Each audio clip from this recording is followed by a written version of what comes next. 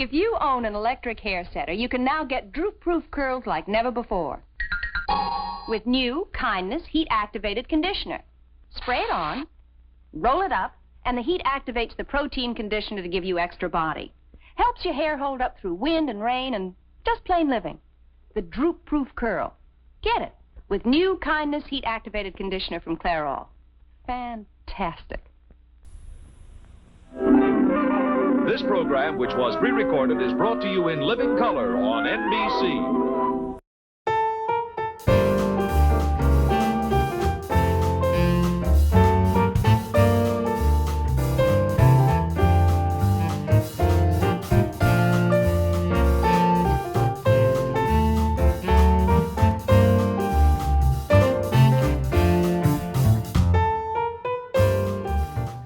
Hi, everybody. I'm here with several of our GMC owners discussing our experiences and what we love about our GMC motorhomes. Hi, I'm Nancy, and I'm from Kincardine, Ontario, and my husband and I own a 1977 GMC. Lauren from Kitchener, Ontario, and we own a 1977 GMC Eleganza 2. My name's Jane, and I'm from Port Colborne, Ontario. We have a 73 GMC motorhome. We've had it for about 2.5 years.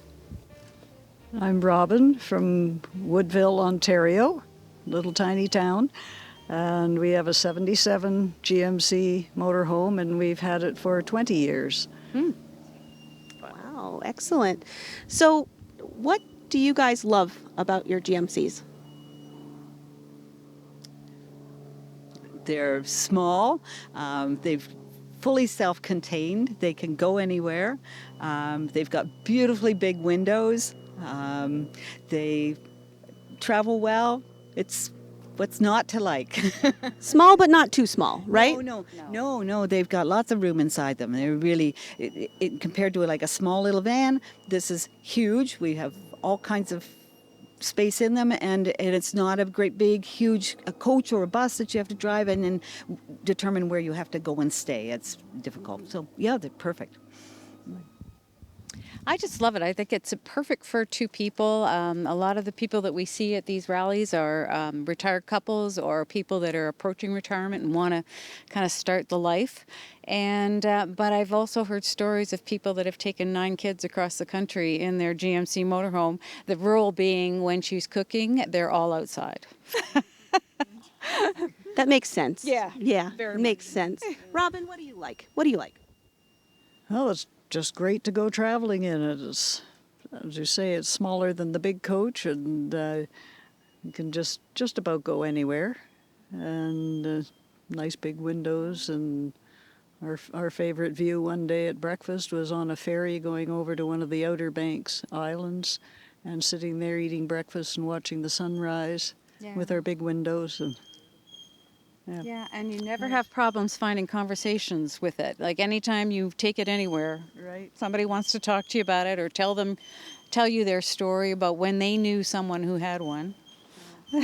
That's true. Driving down here, I can't tell you how many people we got stared at so much. Did you guys experience that too? Yeah.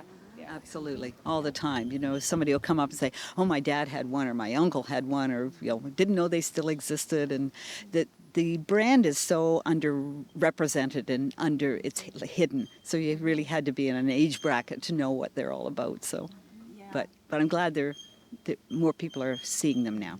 Yeah. We feel like ours is just like a little, it still has all the wood interior that was original, and we just feel like it's a cottage on wheels. You know, anywhere we go, we can go to somebody's cottage and we just stay in our motorhome, and it's like we have our own cottage too. We thought it was great during COVID. We could go and visit family and yet not even go into their house. We could still stay in our own spot. So it really gives you independence.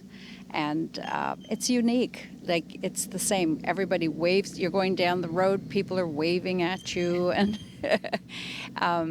it's just special to be in it. And the same as the others, we've met so many friends through this group. There definitely aren't any strangers in this community, are there? Right? So, are we all co-pilots or drivers as well? I drive. I drive. So tell me, how do you describe the feel of the drive? Well, the first time I got behind the wheel, I thought, oh, this is not for me. I was on a country road, so it was fine. The challenges were only that it narrowed down into a bridge, and I'm looking at my husband like, bridge? There's a bridge coming. Was it the height that the view that got you? It's more the getting the feel of the play in the front of it, and the fact that it's long. Like, you don't drive something long.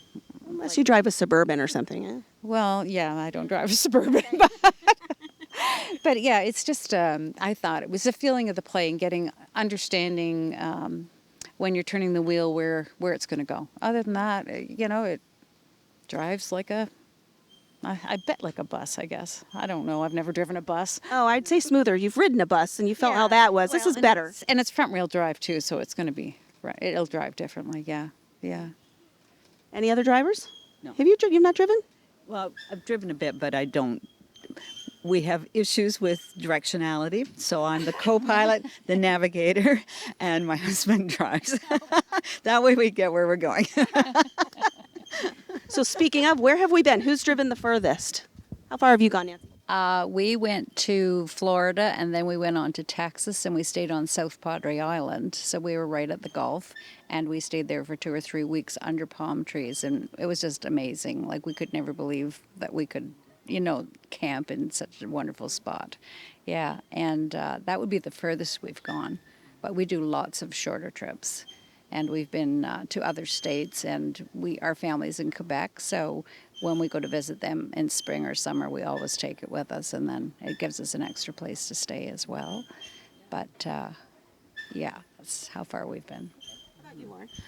We've only had it for 4 summers, so not all that far, but we have done all the east coast of Canada and the U.S., and we're working our way through the U.S. and through Canada to the west, so yeah. I've been up through Yellowstone and back, so pretty far. Not completely to the west coast yet, but we'll get there one day. How about you? We haven't gone very far. Ours needed a lot of mechanical work when we got it, but it did come from Edmonton, Alberta, across. My husband drove it across with many stops and many roadside repairs, but it did get here. But we haven't gone very far, just in Ontario, Michigan, New York, yeah. Farthest we've driven ours west is Calgary, and then down to Yellowstone, and then back to Rocky Mountain National Park in Colorado, and then all across the states. And we've driven all the way down the east coast to Georgia, and then all the way back up the outer banks, all the islands, the little ferries in between, and then back to Ontario. That wasn't all in one trip. That was 2 different years, but the west coast trip and then the east coast, and all places in between. So I have to remind everybody, I'm the only American in this group here. That's right. I'm surrounded by Canadians. So my perspective of travel is from the east coast of the U.S. out to Yellowstone. You all are coming from the north and down. Yeah. So coming here was unique. We all came in a caravan. Did you guys caravan with anyone? No. No? Came by yourselves? Yeah. Have you ever caravanned? Nope. Once or No. twice. Once or twice? Yeah, we caravanned with friends down to Georgia because their daughter was racing a car at a racetrack down there, and so we stayed at the racetrack for the week and watched her race, and then we caravanned with them back to one of the GMCMI conventions in Marion, North Carolina, and then we separated and went our own way. Oh, okay. That's good. So let's talk about folks here, because again, a lot of people here. This is a big meetup, and I don't think that I've been at a convention where there have been this many coaches, and particularly not with folks from the northern area. So I've met a lot of people, so I'm making a lot of new friends, but it seems like that happens, again, like I said, you don't know a stranger in one of these. Mm-hmm. What do you guys feel, how do you feel about that aspect of our lifestyle? I call it a lifestyle, really. It's GMC's a lifestyle. The camaraderie and all of that. How do you feel about that? Well, I'd say that's really true. We are actually all members of a group called the GMC Heritage Cruisers. So we're from New York State and mostly from Ontario. So we're used to traveling. We do about 4 or 5 rallies a year. And so we get together ourselves in some place in Ontario or the States. But we're used to just traveling with each other. So this is such a great opportunity to meet so many other people and see how they live their lives and how they do their rallies and all that kind of thing. So it's a learning experience, but it's also, we are making new friends all the way along as well. But it's also nice to be spending time with people that we've grown to really like and enjoy spending time with. So that's a positive as well. 100%. Yeah, it's been an amazing experience. This is our first time. We're first timers here, but this is for us. It's the first time we've ever stayed this length of time in one particular location. So we tend to do much shorter time periods, 1 or 2 days, and see a lot more things. So it has been fabulous. I've had learnt lots. There's been seminars. We've met a lot of people. We've had some games and good food, and I know that we will come away with some good friends that we will keep in touch with, from both Canada and the States. So we're very glad to be here. Yeah. Yeah, as a first timer, I'm as well. They do a great job in involving you so that you're face to face with a lot of different people, like ice cream scooping and things that they ask the first timers to do, so that you do meet a lot of people. And I think they do a really good job with it. Yeah, it's been really fun. The first people we parked beside at the very first convention we went to 20 years ago, we are still friends with them, and it's just a wonderful group of people. You make new friends every time you go. We don't like to park in a group like with our own club. We like to park elsewhere, so then you make new friends. You can always get together with your club at the thing, but we like to park away from the group and make new friends to add to our hundreds of friends we already have all over the country. Yeah. So local chapters, and we just love each other. I'm sure you guys have that same experience, and we get together. Do you guys do anything outside of your normal local camping trips that you do? Our Heritage Cruises group, once a year in the winter, because we miss each other so much, have a coachless rally. So all our coaches are tucked away for the winter, and we all go together, meet in Niagara Falls. And we have a special package, so we get to have our meals together, go up the Skyline Tower and that type of stuff, and play cards, do whatever we want to do, but it's without our coaches, but it's with all our friends. Yeah. How about you, Lauren? Do you guys do anything? Oh, we're part of the same group, so we Yeah, I should have known. will be participating. Okay. Well, I'm part of the group too. I live in Niagara, so I don't tend to go to Niagara Falls. But it certainly is possible for us to go and meet. We aren't as close geographically, so we can meet and go out for dinner, just on a whim. We're not that close together. But this winter rally is a really good idea to keep everybody in touch. Yes, it's a fun way to get in touch in the middle of the winter, although now they've changed it to March, I think, because they've decided March has slightly better weather. It's not quite so cold. We were there one time, and the streets were just a sheet of ice, and it was cold, so March is better. And it's just fun to get together and see everybody. We don't go and see many of the sites because we've seen them all many times, but just the camaraderie and eating meals together, and it's fun. Yeah. So earlier we discussed a little bit about whether we're co-pilots only or pilots, if some of us drive. Would anyone consider going on their own trip without their husband, just out on their own? I've done it. I've done a trip. I took a bunch of my girlfriends out from Virginia to West Virginia. I had a girlfriend that wanted to see there was a shrine out there. Anyway, she wanted to see this shrine, so my husband taught us how to load the car up onto the tow dolly, and my girlfriends did all of that. I drove, and we went out there for a long weekend and had a great time. Would you guys do any of that? Would you guys? It's fabulous. No, I have not, but I would definitely do that. Or even just go to a park and like a campground and park for the weekend and have a girls' weekend or your family girls' weekend or something like that. Yeah. It was far enough away, but close enough for help if I needed it, right?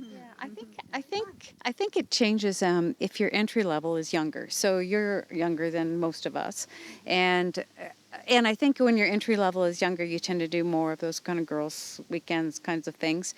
That not exclusively. Don't get me wrong. I have a few in my back pocket, but I would definitely do it. We aren't really set up to carry other passengers other than the two of us, but I think we could easily fix that. But that's part of my issue would be that we're just not quite set up for that. How is your setup? Well, we just have, it's a seatbelt issue, really. We only have seatbelts in the two front cabs, the front cab seats, so we would have to do some work just putting them in, and then I would feel better about it. I don't want them bouncing around back there. I'm not sure. We only have sleeping for two in ours. I mean, somebody could sleep on the couch. We took out the bunk bed part, and I'm not sure if I would go. I certainly drive it a lot, but I'm not sure if I'd go without my husband. Nancy?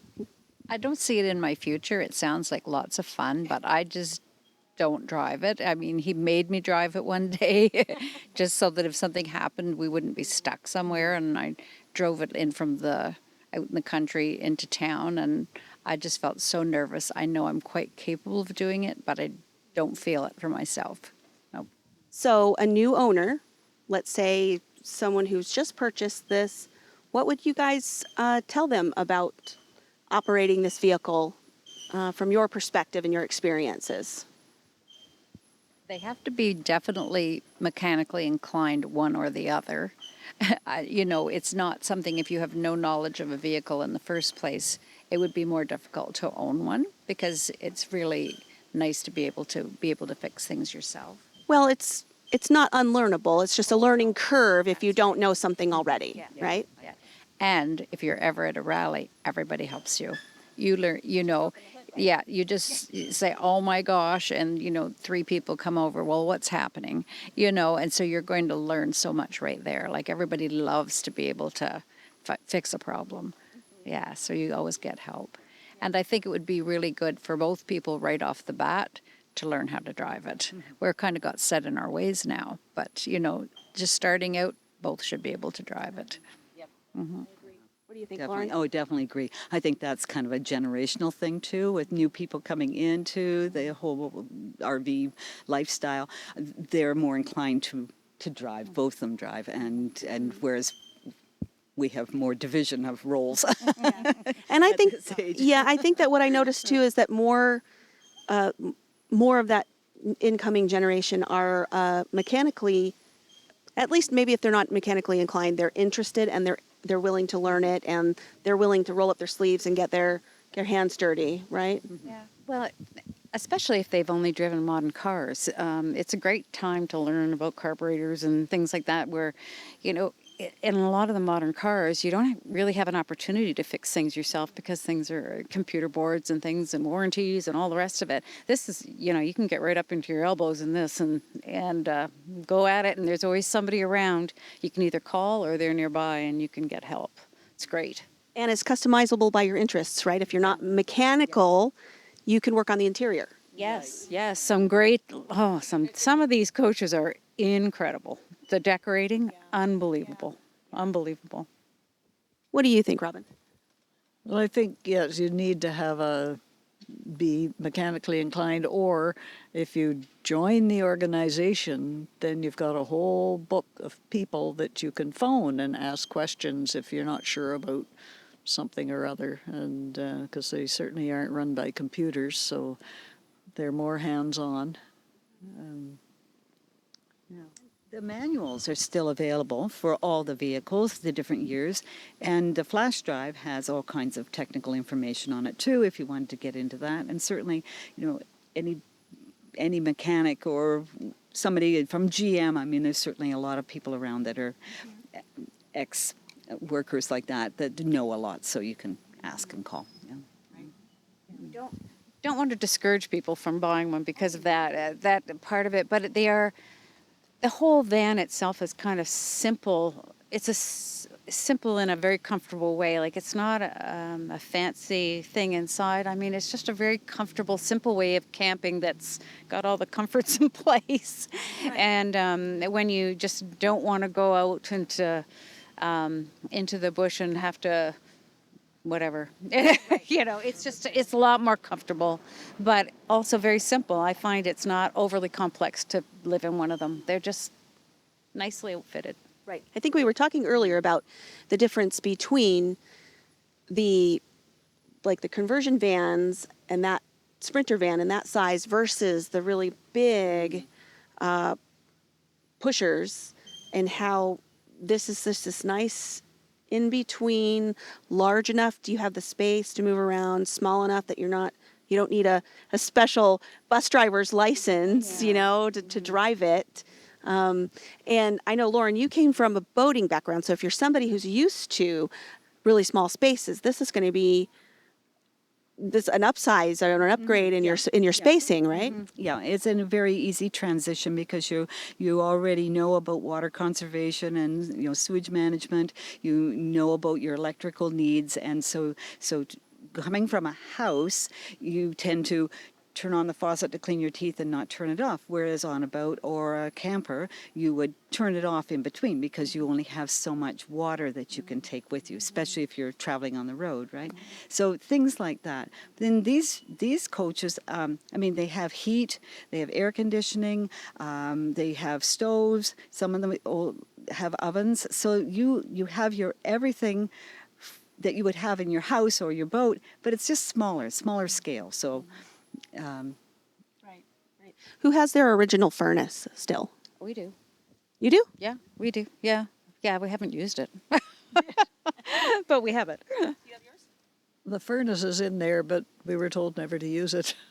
We've never used it.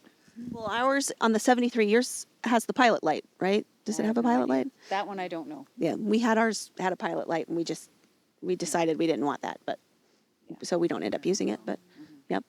We use ours a lot, but it's new. When the van was redone, we got a new one, so before us. Do you have one? Well, I just know that when we bought it, it had the original furnace, and the first trip we took to go down south, still in very cold weather, we hadn't even got to Sarnia, Port Huron yet, it blew up. Oh my. Just this huge bang, and I thought, oh my gosh, it sounded like 3 tires had popped at the same time. It was a really loud bang. And then, so we just, you have to stay calm, and that's the whole spirit of the thing. So we're like, do we turn around and go home and forget the whole trip? Nope. We called Cinnabar, which is a place in Michigan where you can get all your parts, and they'll do it or you can do it. And we called there, and they had a furnace, so instead of going south through Michigan, we went a bit north, got a new furnace, got it installed, and we just carried right on. So we still have that furnace. I think that pretty much encapsulates the attitude of all GMCers. Just move forward, always. Keep going. Keep going, yep. So what would you guys advise someone coming in? Is there anything that you would say to someone who's just purchasing, anything that they should consider, good or bad, either way, before purchasing, or once they've purchased it, what they should, aside from being ready to learn how to be a mechanic or have the money to find a mechanic. But what else would you guys think to advise someone on?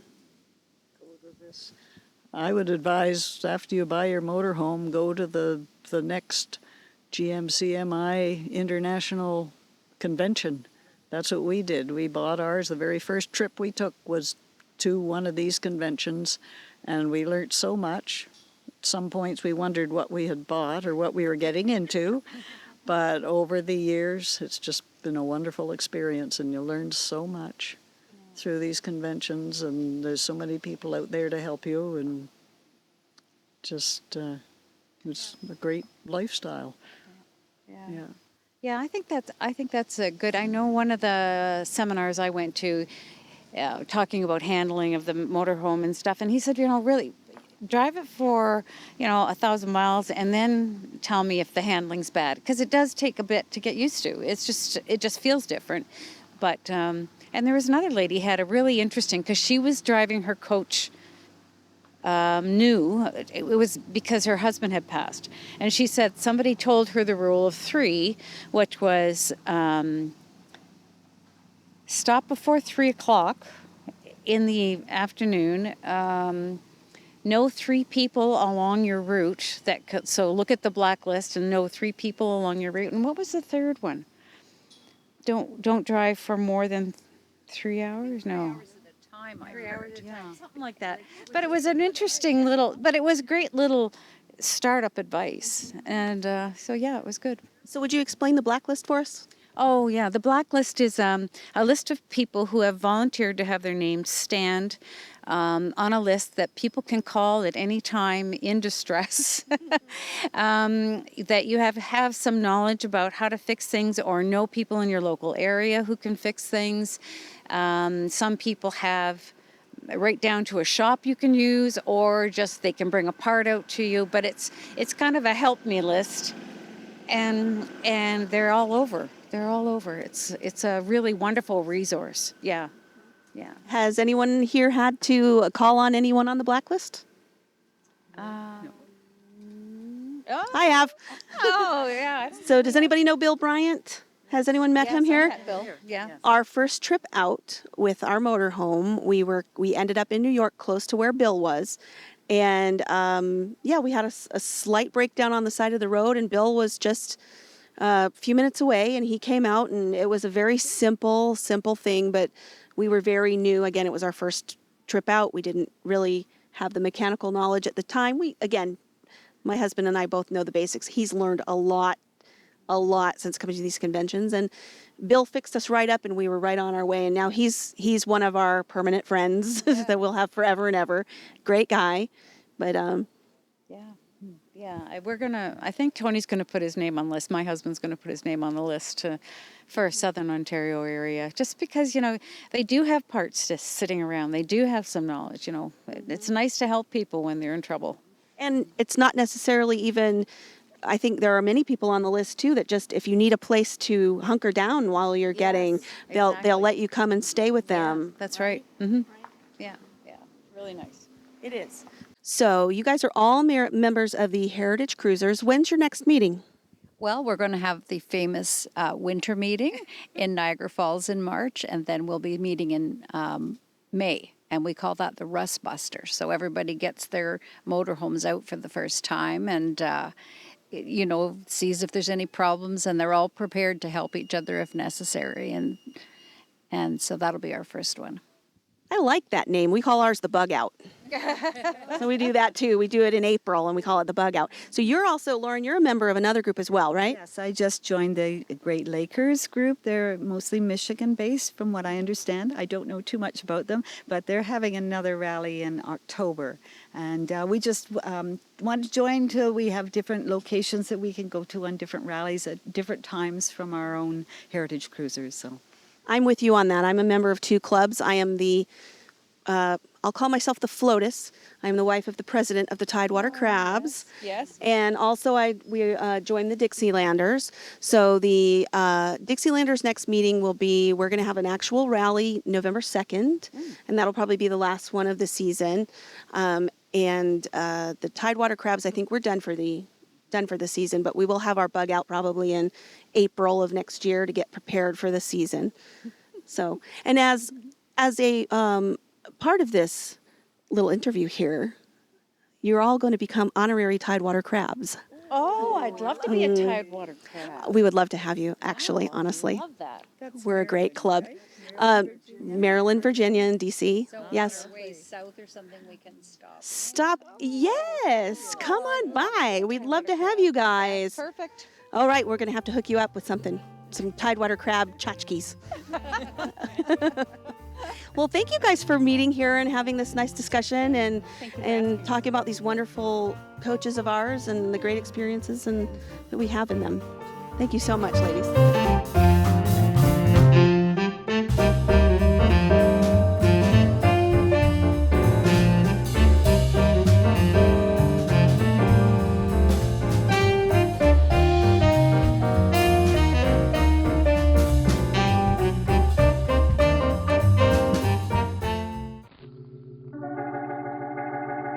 First, you rip it open.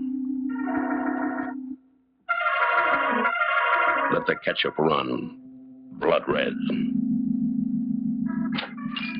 Then you pour a bone-chilling glass of grain belt beer.